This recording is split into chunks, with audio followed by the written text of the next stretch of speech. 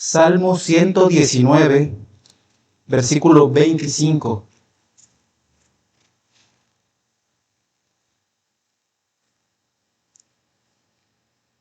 En el encabezado dice Dalet, es la cuarta letra del alfabeto hebreo. Vamos a leer. Abatida hasta el polvo está mi alma, vivifícame según tu palabra. Te he manifestado mis caminos y me has respondido. Enséñame tus estatutos.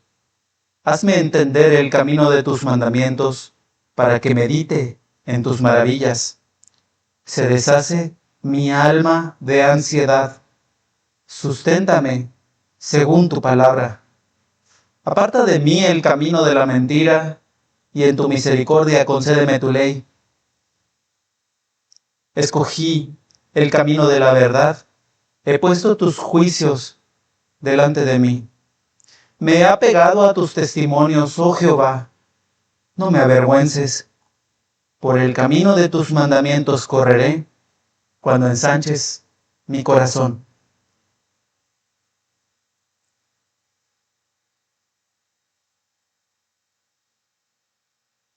Señor Jesús,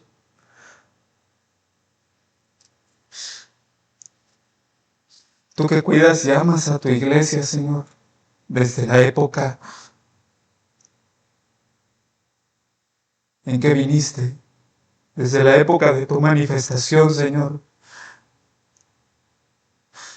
Tú cuidabas, ibas sanando y haciendo bienes a los tuyos. Y sabemos y confiamos, Señor, que tú amas, tú estás con los tuyos hasta el último de los días de este siglo.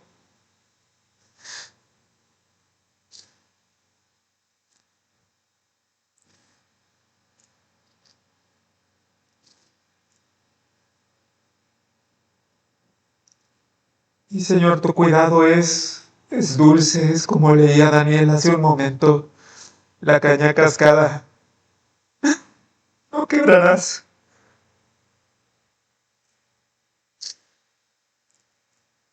Tú tienes cuidado de nosotros, Cristo. Tú vienes a salvar lo que se había perdido. Y sin ti eso sería yo, estaría perdido. Que no me pierda aún yo, Señor. Que no se pierda ninguno de los tuyos, Señor. Vivifícame según tu palabra. Y susténtame según tu palabra.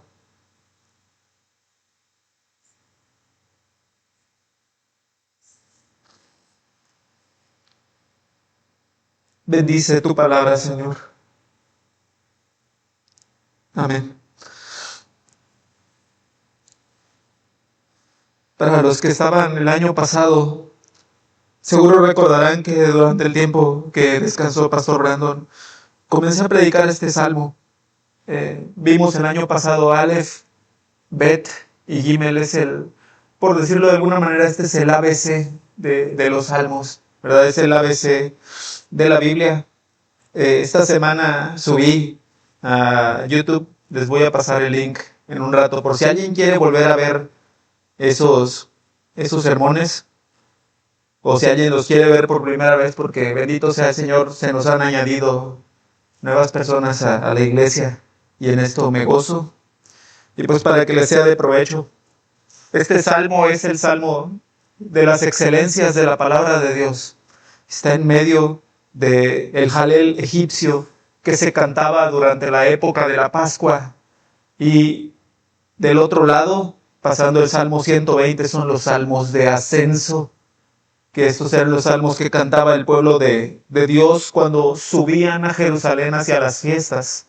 Esto pasaba 3 veces al año, en las fiestas de la Pascua, en Pentecostés, en la fiesta de los tabernáculos. Iba el pueblo viajando y cantando.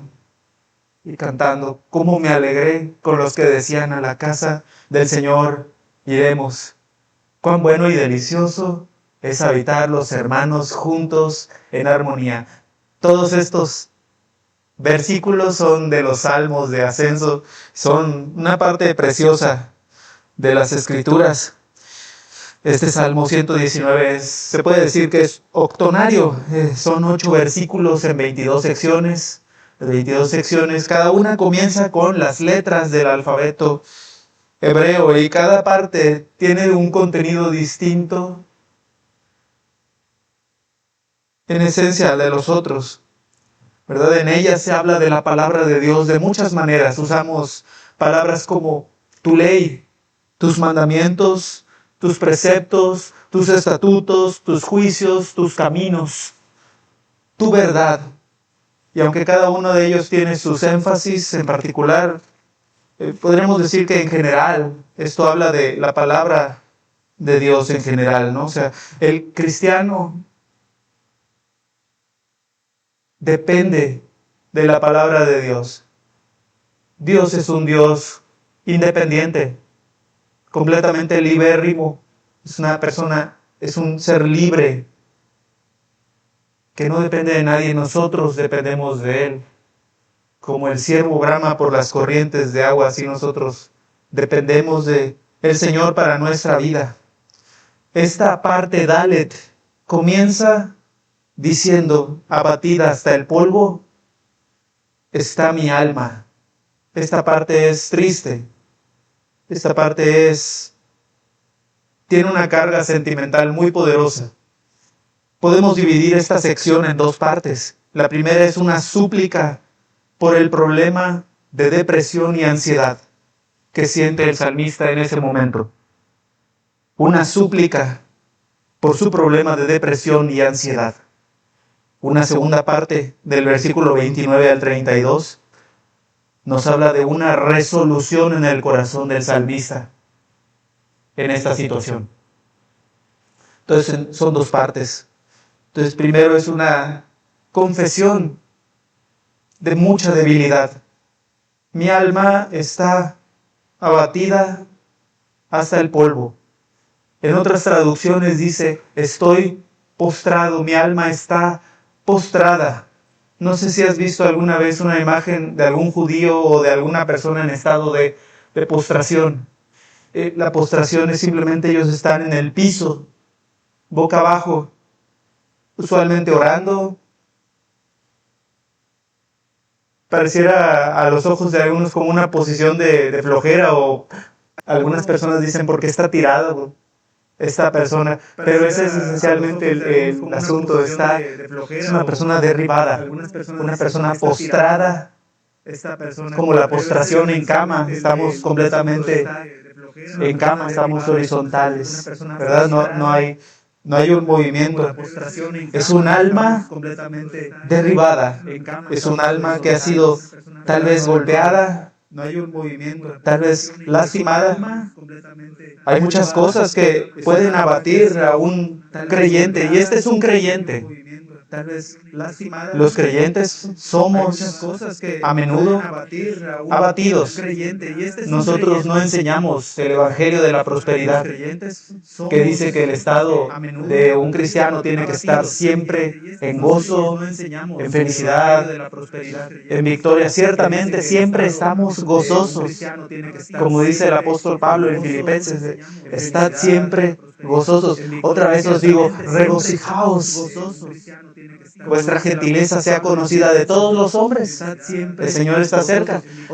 Nosotros, nuestro corazón es bienaventurado. Nosotros somos felices de una forma en la que el mundo no puede conocerlo. Pero no es una felicidad superficial, es una felicidad del corazón. Pero también en esta vida el Señor Jesús nos dijo, padeceréis aflicción. En este mundo estamos puestos para sufrir los padecimientos de Cristo, para dolernos acerca de nuestra carne por nuestras propias miserias, por nuestra falta de conformarnos al carácter de Jesús que nos es requerido. Ya somos santos, Pero la verdad es que muchas veces no andamos como el santo de Dios. El pecado y la culpa nos puede abatir, nos puede dejar en estado de debilidad, de postración, de inactividad. En ocasiones son las circunstancias de la providencia, es la mano de la soberanía de Dios. Permite que lleguen aflicciones, que lleguen dolores, que lleguen enfermedades terribles, que nos impidan avanzar, que nos retrocedan, que nos hagan preguntarnos qué está pasando.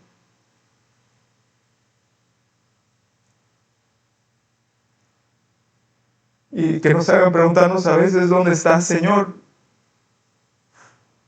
¿Dónde estás en medio de mi sufrimiento? A veces tenemos traiciones, a veces personas muy amadas por nosotros nos dan la espalda. El que partía el pan conmigo volvió contra mí su calcañar. Esto lo sufrió el Señor Jesús en la noche en que fue crucificado. Su discípulo amado, Judas Iscariote, lo traicionó y padeció la cruz. Fue vendido por 30 miserables monedas de plata. A veces las personas hacia las que les tenemos buena voluntad nos dan la espalda y hablan pestes de nosotros a nuestras espaldas cuando nosotros solo tenemos pensamientos de bien y no de mal con ellos. Las circunstancias también nos pueden traer fracasos.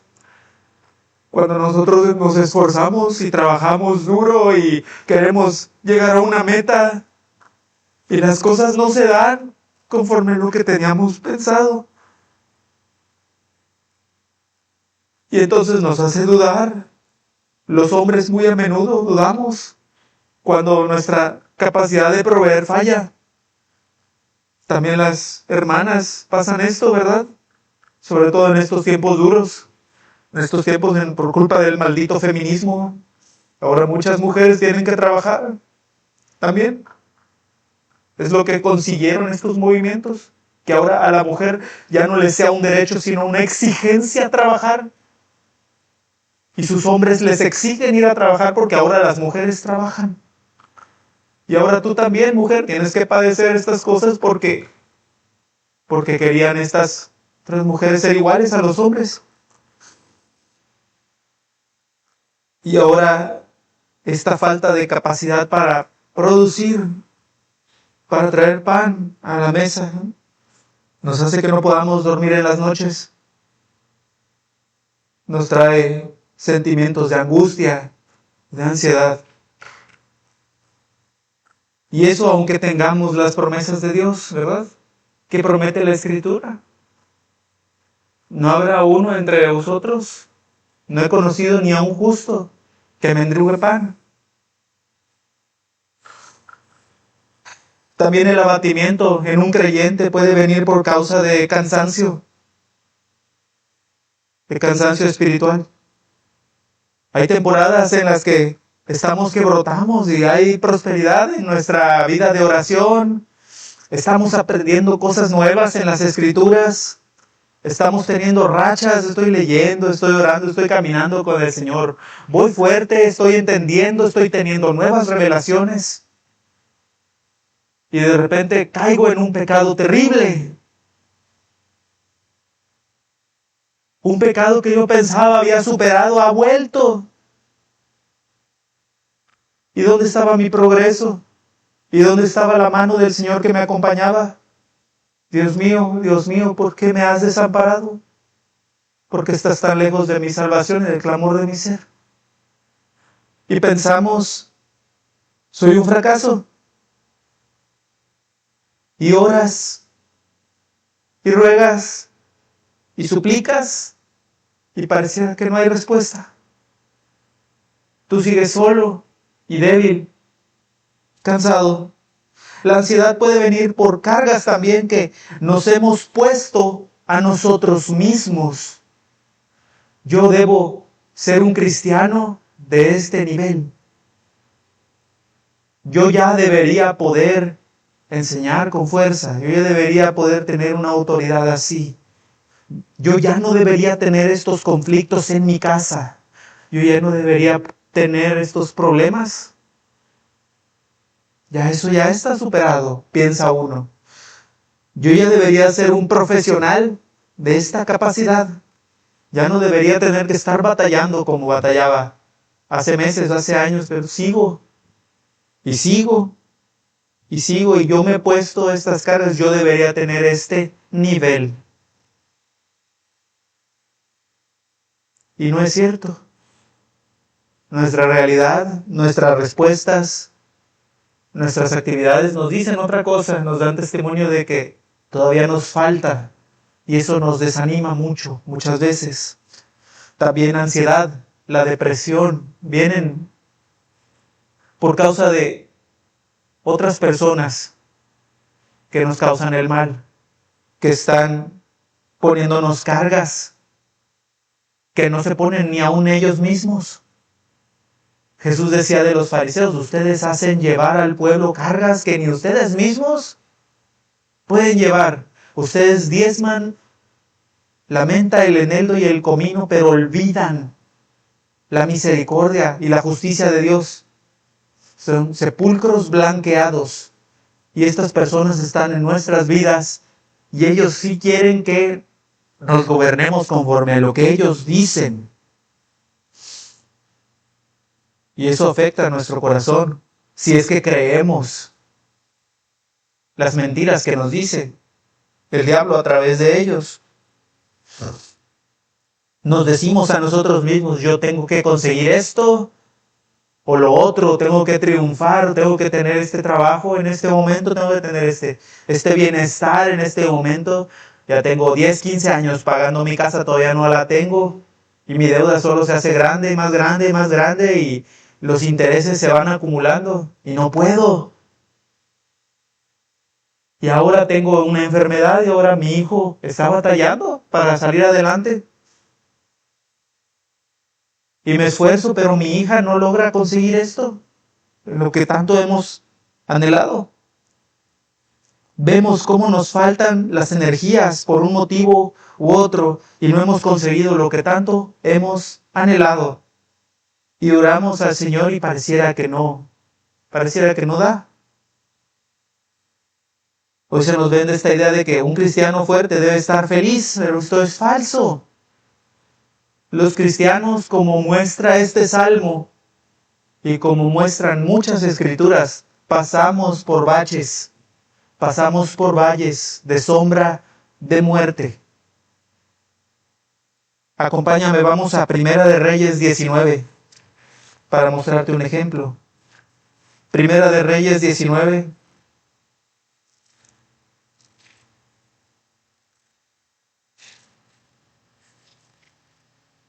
Del 1 al 4.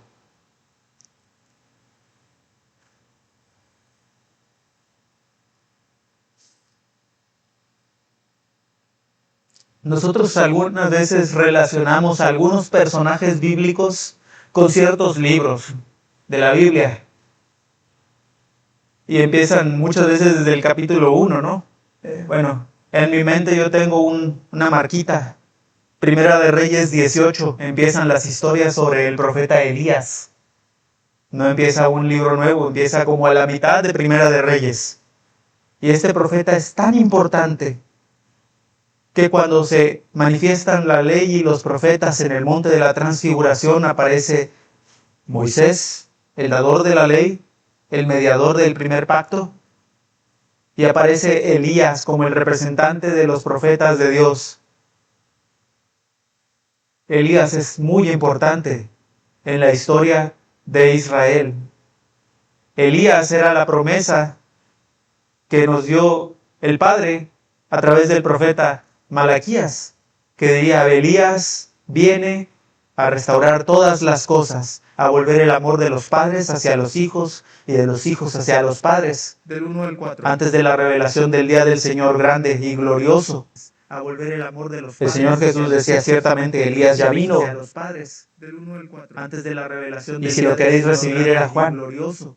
Pues Elías era muy Jesús importante, decía pero Elías hizo unas ya vino, cosas bárbaras. Elías tenía un don del Espíritu Santo para sanar, para proveer, para multiplicar comida donde no la había. Muchos de los milagros que vemos al Señor Jesús hacer durante su ministerio, muchos de ellos Elías y Eliseo los hicieron primero. Elías, en este contexto de Primera de Reyes, había tenido una victoria impresionante sobre los profetas de Baal. Cuando todos los profetas de la tierra estaban ocultos en cavernas por la persecución grande que Jezabel, la maldita mujer de Acab, el rey de Israel, tenía contra los profetas de Dios, porque querían instaurar el culto a Baal, Elías se levantó y se enfrentó cara a cara a los profetas de Baal, hizo descender fuego del cielo y encendió un altar que estaba mojado. Y Elías seguramente pensó, este ciertamente es un gran momento, seguramente el Señor vivificará al pueblo de Israel y los hará volver. Pero tenemos esto, dice el versículo 1, Primera de Reyes 19. Acab dio a Jezabel la nueva de todo lo que Elías había hecho y de cómo había matado a espada a todos los profetas. Entonces envió Jezabel a Elías un mensajero diciendo, así me hagan los dioses y aún me añadan, si mañana a estas horas yo no he puesto tu persona como la de uno de ellos. Viendo pues el peligro, se levantó y se fue para salvar su vida, y vino a Beerseba, que está en Judá, y dejó allí a su criado. Y él se fue por el desierto un día de camino, y vino y se sentó debajo de un enebro, y deseando morirse, dijo, basta ya, oh Jehová, quítame la vida, porque no soy mejor que mis padres. Elías había tenido una victoria gigante. No te puedo describir. Milagros como los que hizo Elías no se hacían desde la época de Moisés. Victorias como la que dio Elías sobre los profetas de Baal, mostrando la gloria del Señor. Cosas muy grandes hizo Jehová con él. Pero le bastó que una persona no se arrepintiera, una Jezabel, y darse cuenta de que tal vez el avivamiento que él buscaba todavía no venía, para sentir un fracaso en su corazón y desear aún la muerte. Después de este tiempo, Elías pasó 40 días en ayuno en el desierto. Fue tan grande la depresión de Elías que el mismo Señor, el mismo Dios tuvo que ir a buscarlo a Horeb, a Sinaí, donde había sido dada su ley, y le tuvo que decir, te vas a levantar y vas a ir a Asiria y vas a ungir al nuevo rey de Asiria y vas a ir a Israel y vas a ungir al nuevo rey de Israel y vas a tener un discípulo, Eliseo, y también lo vas a ungir a él y vas a continuar con el propósito que yo tengo para ti.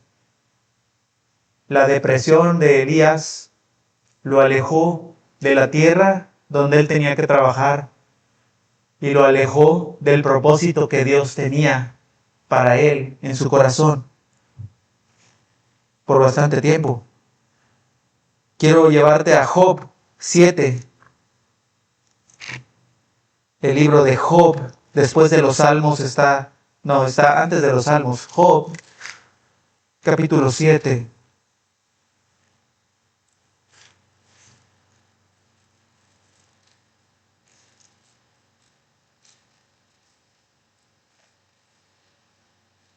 La historia de Job la conocemos la mayoría, ¿no?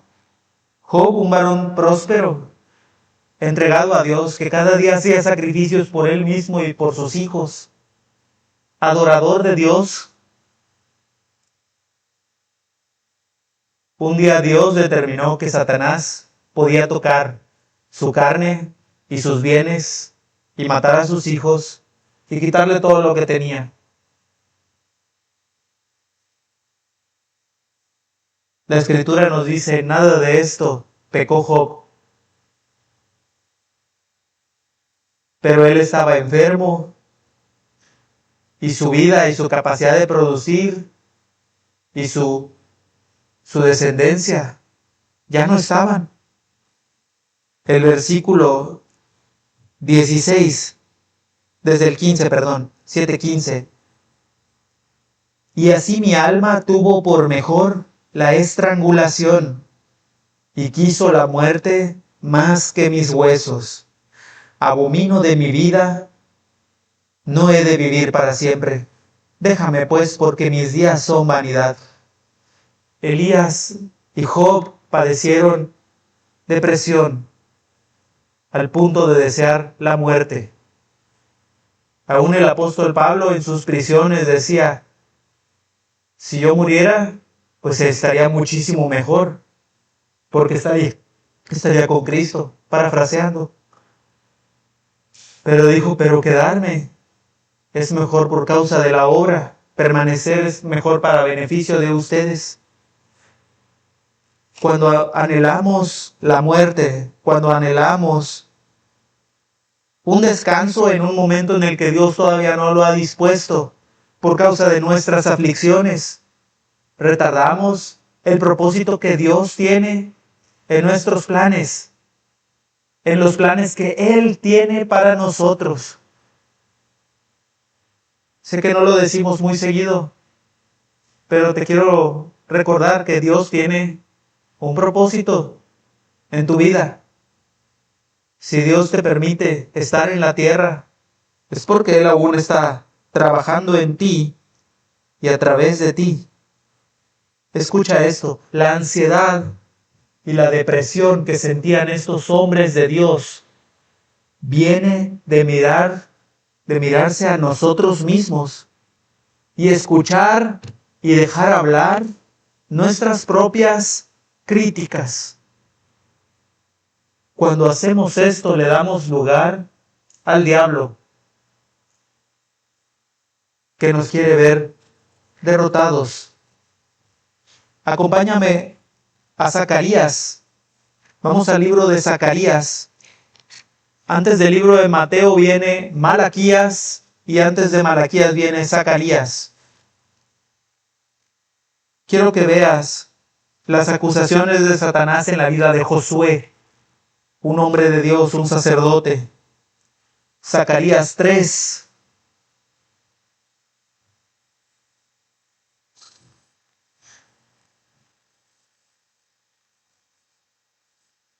Satanás está muy interesado en que nuestras circunstancias nos lleven a maldecir a Dios. Cuando atacó a Job, esa era la intención, maldice a Dios.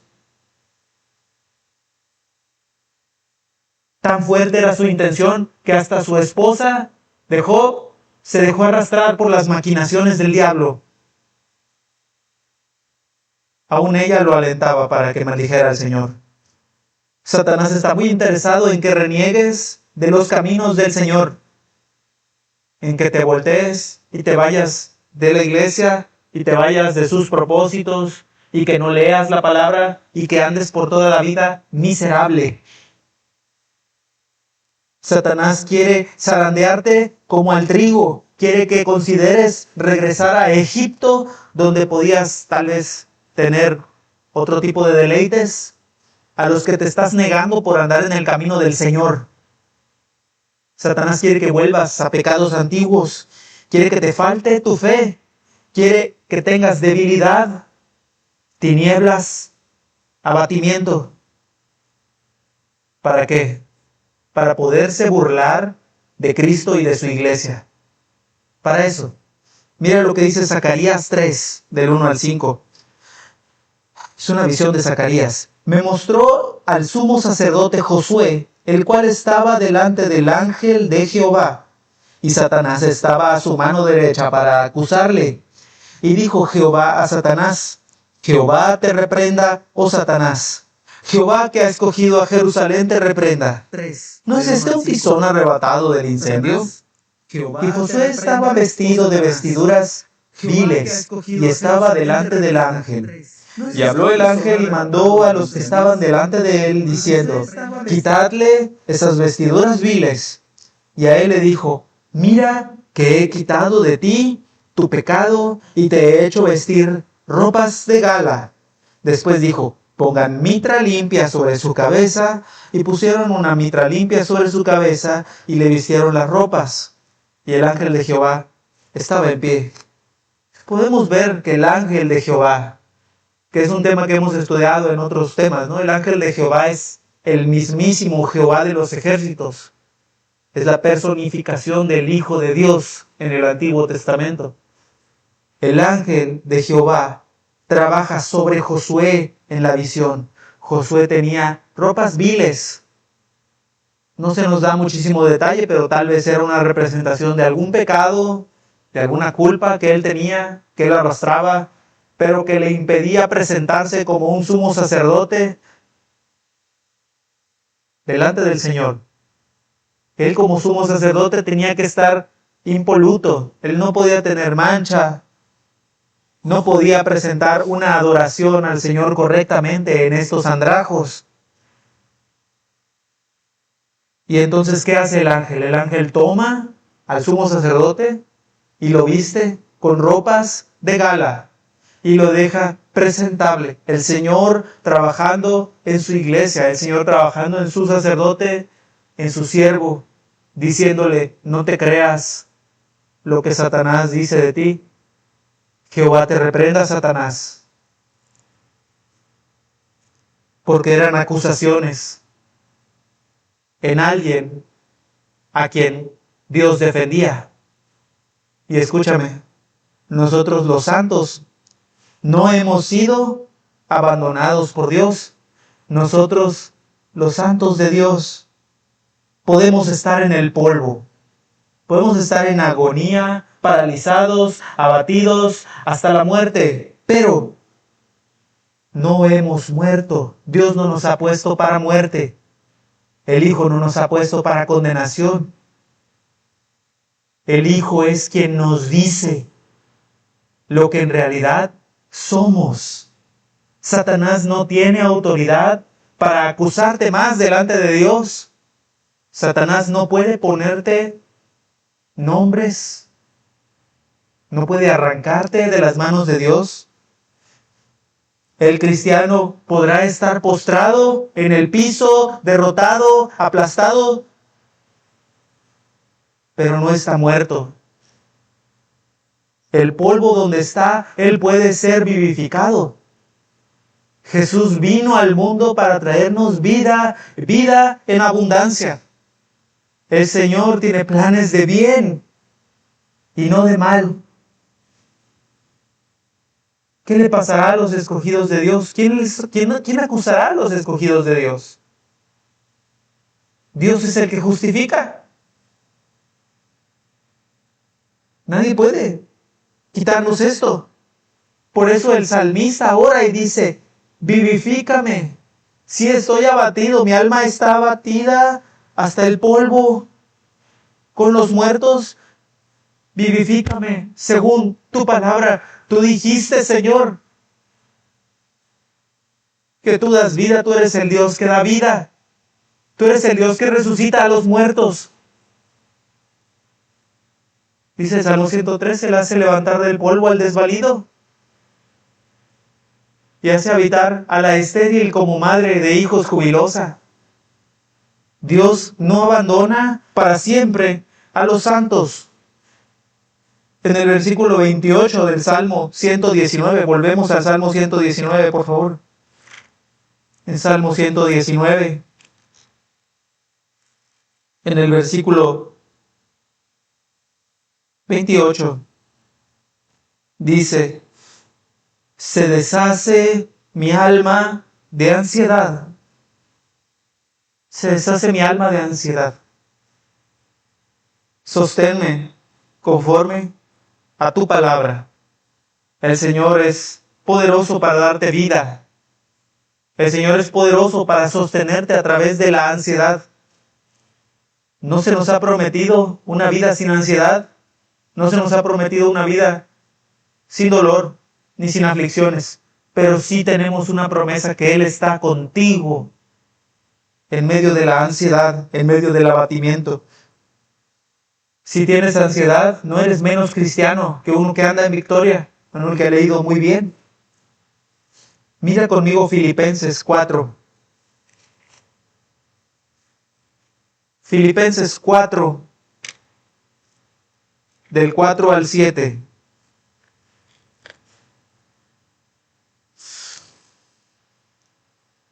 Vamos a leer el 6. Filipenses 4, 6.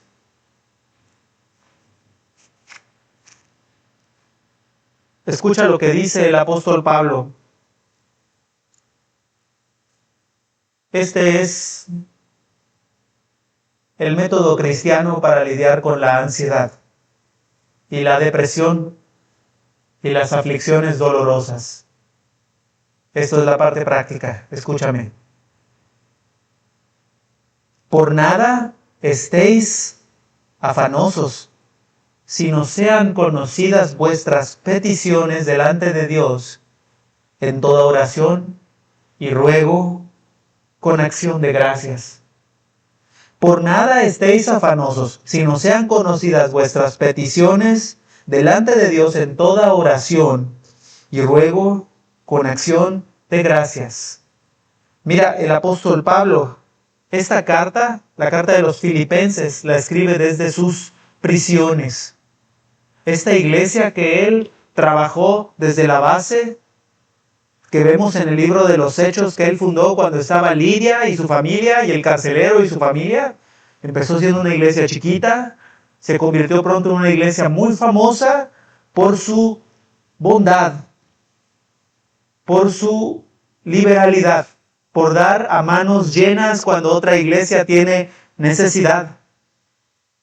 Y en casi todas las iglesias de Cristo que Pablo fundó, él trabajaba, pero cuando estaba con los filipenses no tenía que hacerlo, era sostenido virtualmente. Y él no sabía a veces cómo dar gracias por estos dones. Yo veo que batalla en la epístola, se toma bastante tiempo para decir que está muy agradecido por lo que ellos han hecho por él.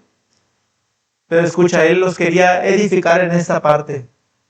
Toda la vida tiene afanes. En todas las iglesias, aún en las más maduras. En esta iglesia que tenía mucho amor, había posibilidad de estar en afán, de estar preocupados, angustiados, con cargas. Que una iglesia tenga personas con cargas y con dolor no quiere decir que es una iglesia inmadura. Entonces escucha, por nada estéis afanosos. El apóstol Pablo no dice simplemente, no te preocupes.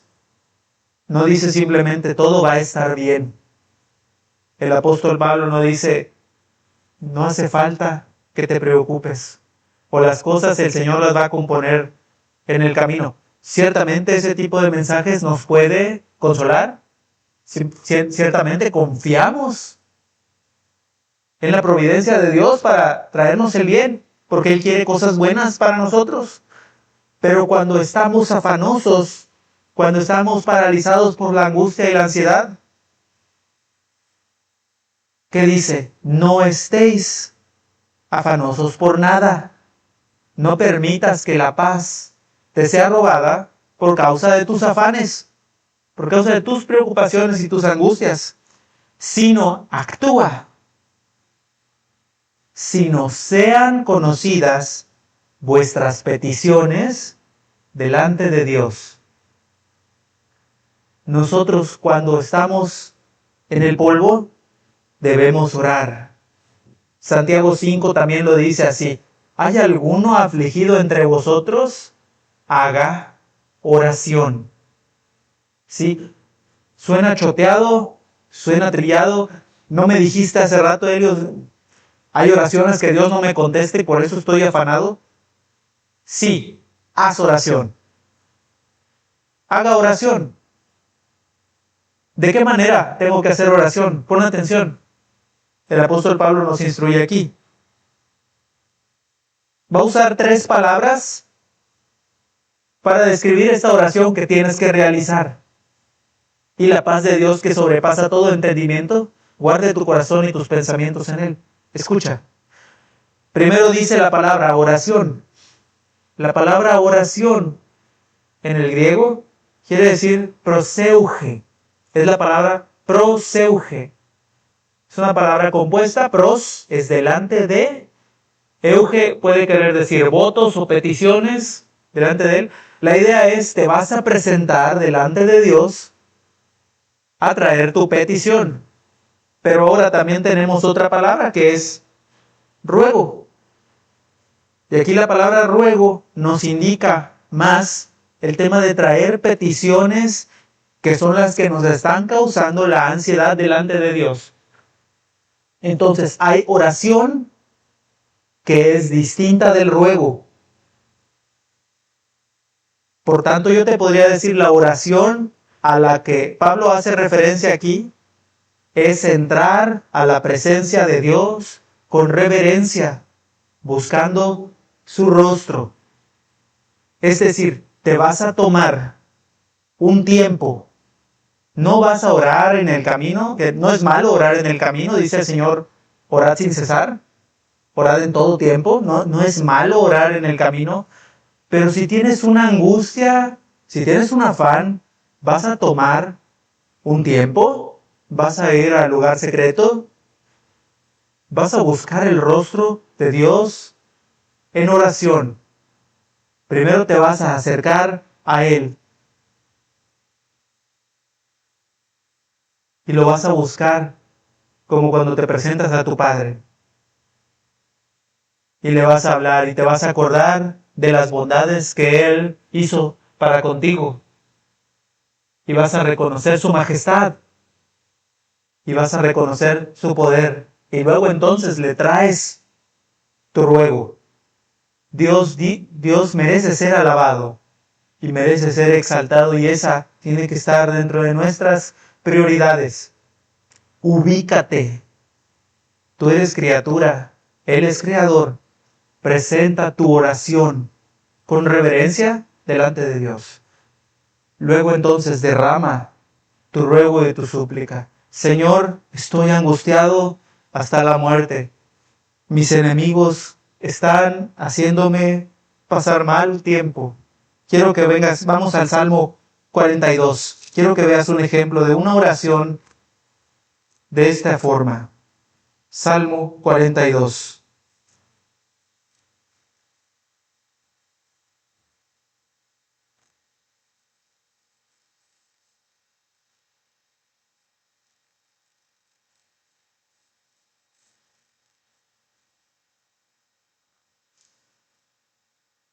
Salmos 42 dice, como el ciervo brama por las corrientes de las aguas, así clama por ti, oh Dios, el alma mía.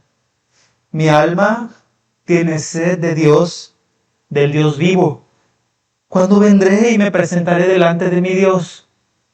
Fueron mis lágrimas mi pan de día y de noche, mientras me dicen todos los días, ¿dónde está tu Dios? Me acuerdo de estas cosas y derramo mi alma dentro de mí, de cómo yo fui con la multitud y la conduje hasta la casa de Dios entre voces de alegría y de alabanza del pueblo en fiesta. ¿Por qué te abates, oh alma mía, y te turbas dentro de mí? Espera en Dios, porque aún he de alabarle, salvación mía y Dios mío. Escucha esto, el salmista está elevando el nombre de Dios al principio del Salmo. ¿Te das cuenta? Yo soy como el ciervo que va a las fuentes de agua a buscarte. Si no encuentro las fuentes de alma, Señor, yo voy a morir de sed. No puedo soportar estar un día sin estar delante de ti. Así clama por ti, oh Dios, mi alma, porque te necesito. Le da su lugar a Dios en oración. Luego, en el versículo 3 ya empieza el ruego, empieza el reclamo. fueron mis lágrimas, mi pan de día y de noche, y todo el mundo me está diciendo, ¿dónde está tu Dios? ¿Por qué estás llorando? ¿Por qué estás ahí derribado? ¿Que no crees en Dios para levantarte? Y entonces en medio de la angustia él dice, me acuerdo cómo yo danzaba delante del arca y llevaba el arca hacia tu lugar porque no iba a descansar hasta que no tuvieras una casa en medio de Israel. Y fíjate lo que pasa en el versículo 5. ¿Por qué te abates, oh alma mía, y te turbas dentro de mí? Espera en Dios, porque aún he de alabarle. Escúchame. La ansiedad te viene cuando escuchas al diablo hablando a través de tu hombre interior. Cuando ves tus faltas y tus carencias y tus deficiencias y te derrotas. Cuando ves que eres un fracaso y te derrumbas. Pero ¿qué dice Dios? Eso dices tú, eso dice tu espíritu interno. ¿Qué dice Dios? Dios dice, tú eres más que vencedor por medio de aquel que nos amó. Dios te dice, tú eres un santo. Tú no eres un fracaso. Tú tienes un propósito. ¿Entiendes? Las cosas que podemos llegar a sentir, que nos abaten, las circunstancias, nuestras debilidades son muchas, infinitas. Pero Dios es más grande que mis problemas. No me estoy robando esa frase de ningún otro lado. ¿Sí? Dios es más poderoso. ¿Sí? Algunos de nosotros criticamos en Filipenses 4. Más adelante, después de lo que leímos, dice, todo lo puedo en Cristo que me fortalece. Y a veces decimos bien, porque está bien dicho. Las personas que dicen esto no saben lo que significa este pasaje. No saben en qué contexto que Pablo hablaba de saber tener necesidad, de saber tener abundancia. Todo lo puedo en Cristo que me fortalece. Sí, es verdad. Y a lo mejor ellos no saben qué significa ese versículo, pero te voy a decir algo. Ellos creen la promesa contenida en el versículo que Dios nos ha dado victoria, que Dios nos va a sostener hasta el fin.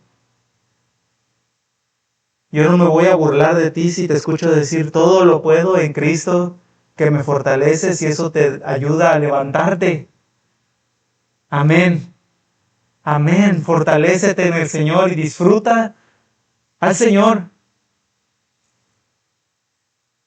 Espera en Dios, porque aún he de alabarle. Fíjate bien, David se habla a sí mismo.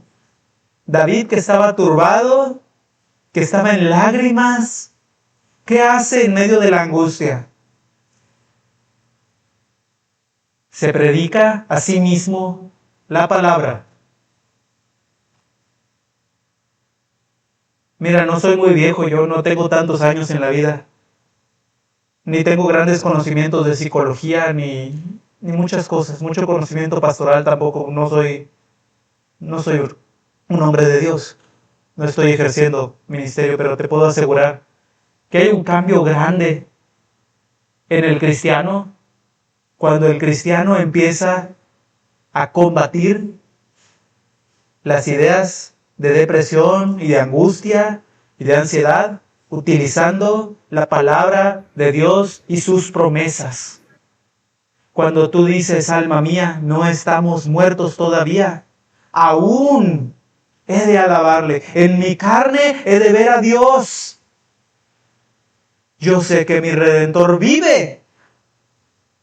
Y mi alma se levantará de sobre el polvo. Como decía Job.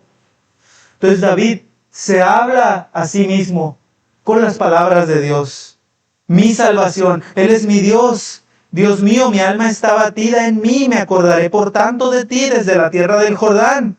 Y de los hermonitas desde el monte de Mizar. Un abismo llama a otro a la voz de tus cascadas. Todas tus ondas y tus olas han pasado sobre mí, pero de día mandará Jehová su misericordia. Y de noche su cántico estará conmigo y mi oración al Dios de mi vida. David se predica a sí mismo las promesas de Dios. Y esto es bueno. Es lo mismo que hace Salmo 119. Si te fijas bien, en Salmo 119, 25, mi alma está abatida hasta el polvo, pero aún ora, aún está vivo y dice, vivifícame según tu palabra. Se deshace mi alma de ansiedad, susténtame según tu palabra. Y se levanta en el Salmo y te dice, Señor, aparta de mí el camino de la mentira, y en tu misericordia concédeme tu ley. Escogí el camino de la verdad. El salmista se pone de pie y dice, espérame, Señor, dame tu palabra, dame tu ley. Voy a tomar una resolución. Está el camino de la mentira delante de mí y está el camino de Jehová, el camino de tus mandamientos. Voy a poner tus juicios delante de mí. Me voy a pegar a tus testimonios. No me avergüences, Señor. Por cierto, que ninguno de los que creen en Cristo Jesús va a ser avergonzado. Esta era la esperanza de Pablo, era la esperanza de los apóstoles. El que cree en Él no será avergonzado. Vamos a verlo tal como Él es. Vamos a llegar al fin y vamos a estar con Él para siempre. Entonces, ¿el Señor no nos va a avergonzar? El Salmo 119, esta sección dice, por el camino de tus mandamientos correré, cuando ensanches mi corazón. Es una frase un poco extraña, ¿no? ¿Qué es ensanchar el corazón? Mira, en la antigüedad, te pongo de ejemplo a los beduinos como Abraham, los errantes. Ellos andaban en el desierto con sus tiendas. Pero ¿qué pasaba si ellos querían hacer su casa más grande, por decirlo de alguna manera? Ellos lo que hacían era poner una estaca nueva y extender, coser con hilo y aguja sobre la tienda, con más pieles de animales, poniendo un cimiento tal vez de madera, y hacían otro cuarto. Y ahora tenemos otro niño, bueno, hay que hacerle su propio cuarto. Y entonces era una labor de las mujeres principalmente, extender la tienda, ensanchar la tienda. Entonces había un momento en el que decía, Señor mío, gracias porque me has hecho ensanchar, dice alguno de los salmos. Cuando estaba en angustia, tú me hiciste ensanchar, me hiciste abundar y sobreabundar. Cuando había un novio nuevo que quería casarse, había una costumbre. El novio traía a su esposa a la casa del padre. ¿Sí? No era al revés, y no se iban necesariamente muy lejos. Hacían su comunidad, pero en una casa aparte, ¿verdad? Pero esta casa aparte estaba en la casa del Padre, dentro de la casa del Padre. Cuando el Señor Jesús dice, no se turbe vuestro corazón ni tenga miedo. ¿Creéis en Dios? Creed también en mí. En la casa de mi Padre muchas moradas hay. Es una tienda muy grande en la casa de mi Padre para que donde yo more, ustedes estén ahí conmigo para siempre. Entonces el novio viene por la novia y se la lleva y van a habitar en esta casa ensanchada. Asimismo el corazón. El salmista dice, cuando ensanches mi corazón. Mira, fíjate el movimiento del Salmo. En el versículo 25 es, vivifícame según tu palabra. Yo estoy en el polvo, pero no estoy diciendo me voy a levantar por mis propias fuerzas. No estoy diciendo me voy a levantar con mi propia pila o con mis propios valores. Vivifícame según tu palabra. Susténtame según tu palabra. No me avergüences. El Señor es quien va a hacer esta obra en el corazón del cristiano para que su corazón tenga la capacidad para salir adelante.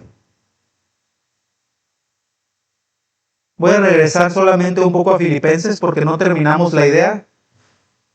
En Filipenses, Pablo decía, hagan oración. Es alabanza a Dios, es presentarte delante de Dios con adoración, hablar con Él cara a cara como con un amigo, y luego traes tus ruegos y tus súplicas, y al final terminas ¿con qué? Con acción de gracias. Con acción de gracias. Agradeces al Padre, agradeces al Señor, agradeces al Espíritu por las bondades que Él te ha hecho, porque hay mucho de qué agradecer. A pesar de nuestro abatimiento, a pesar de nuestras angustias y de nuestros dolores, hay tanto que agradecer. Tanto que el Señor ha hecho por nosotros que no nos hemos dado cuenta siquiera. Entonces, con una oración así, dice el Señor y promete, y la paz de Dios, que sobrepasa todo entendimiento, guardará vuestros corazones y vuestros pensamientos en Cristo Jesús. Esto, amado, no es sugestión. Esto no es que un parchecito ni un mejoralito. O sea, nosotros no usamos la oración como un paracetamol. Siento angustia, me voy a tomar un paracetamol de oración, ¿no? Así no funciona. Vamos ante el Padre, oramos, rogamos y damos gracias. Y la paz de Dios, que sobrepasa todo entendimiento, va a estar ahí. Mira, yo conozco una historia de la familia Christensen que estaban en el Ejército de Salvación. Es un ministerio para cristianos, ¿verdad? Ellos habían ido de misioneros y tenían una hija muy hermosa, dicen, y esta hija había caído por enfermedad, había contraído la polio, me parece. Y entonces no había médico que la pudiera sacar de la situación en la que estaba. Y este matrimonio se unió en oración y le dijo a Dios: Padre, si es tu voluntad, te pedimos que sanes y restaures a nuestra hija. Y así 2 semanas estuvieron orando: Señor, si es tu voluntad, te pedimos sana, restaura a nuestra hija, devuélvele la vida. El Señor no concedió esta oración, el Señor se llevó a la hija de este matrimonio, que había padecido por el nombre de Cristo, que habían ido como misioneros. Dios, a pesar de sus obras misioneras, a pesar de que era una familia entregada a Dios, decidió: voy a quitarles a su hija. El matrimonio habló entre ellos y la esposa le dijo a él, al marido, le dijo: ¿sabes qué? A pesar de nuestro dolor, estoy contento, estoy contenta con la situación. No estoy en angustia más y no estoy derribado. Y los dos se dieron cuenta de que había paz de Dios que les permitía estar contentos con la situación que estaban atravesando. Y eso, amados, es inexplicable. Eso yo no te lo puedo decir con palabras. Es inefable, no te lo puedo contar. Eso lo tienes que vivir. Tienes que confiar en Dios y tienes que presentarte con oración, ruegos, súplicas y acción de gracias, entendiendo tu lugar, y la paz de Dios entonces nos es prometida. Fíjate el Salmo 119. Comienza con el salmista abatido en el polvo. Está derribado, está destruido, está fracasado. Pero la vida que él recibe de la palabra de Dios y de las promesas de Dios y del compromiso que él hace delante de su Dios, lo levanta. Y termina el Salmo diciendo: por el camino de tus mandamientos correré cuando ensanches mi corazón. Amado, si atraviesas por alguna angustia, por alguna ansiedad, no es el fin. Hay vida después de la muerte. Y en esta vida aún te deseo la paz de Dios. Aunque el resultado de tu aflicción no sea el que tú esperes, aún has de alabar a Dios. Alma mía, ¿por qué te abates dentro de mí? Espera en Dios, porque aún he de alabarle. Si las cosas no terminan como tú anhelas que terminan, aún he de alabarle. ¿Crees esto? Voy a orar. Padre, gracias por tu amor. Gracias porque no nos dejas en el polvo para siempre, Señor. Gracias que tú tienes otra visión de las cosas por cuanto eres un Dios eterno. Señor, ayuda a nuestro corazón a aprender tu palabra para poder predicarnos a nosotros mismos en medio de ansiedad. Ayúdanos como iglesia, Señor, a ser sensibles a las personas que padecen dolor y angustia, a comunicar la paz de Cristo que sobrepasa todo entendimiento y a correr, Señor, una vez que hayamos sido restaurados. Ayuda a mi corazón, Señor, a apartarme del camino de mentiras, a vivir conforme al testimonio de Dios en mi vida. Y sabemos también, Señor, porque lo dice tu palabra, el que creyere en Él no será avergonzado.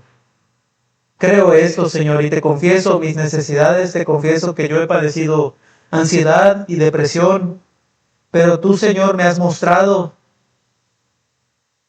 que mi familia me necesita, que mi iglesia me necesita, Señor, que mi pastor me necesita, que mis amigos me necesitan, que mi madre me necesita, Señor, que mi hijo me necesita, y que el pueblo de Dios también me necesita, Señor. Y por esto es mucho mejor permanecer y no morir. Ayúdame a vivir conforme a tu voluntad. En Cristo Jesús. Amén.